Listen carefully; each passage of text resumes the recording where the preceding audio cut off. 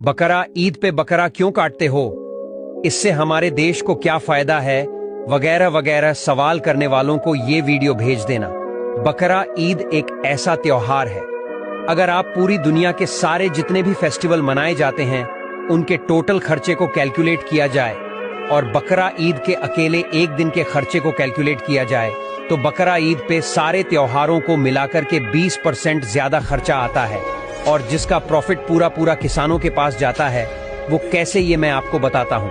चलो हम हिंदुस्तान को लेके चलते हैं, जहाँ कम से कम 20 करोड़ मुसलमान हैं, तो 20 करोड़ में से कम भी नहीं तो 10% लोग ऐसे हैं जो कुर्बानी करते होंगे। और अगर हम सबसे कम वाला बकरा लगा के चले तो 10,000 रुपए का कम से कम एक बकरा तो लेते ही होंगे। हालांकि 10,000 में मेरे हिसाब से कोई बकरा आता नहीं है, तो ये टोटल कैलकुलेशन होता है 20,000 करोड़ रुपए, जिसका प्रॉफिट ना अडानी को, ना अंबानी को, ना किसी गवर्नमेंट कंपनी को होता है।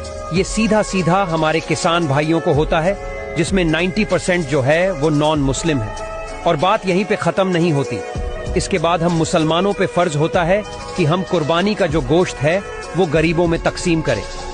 20 लाख से ज्यादा लोगों को रोजगार मिलता है और एक किसान के घर का पूरे साल का खर्चा आसानी से निकल जाता है। अल्हम्दुलिल्लाह।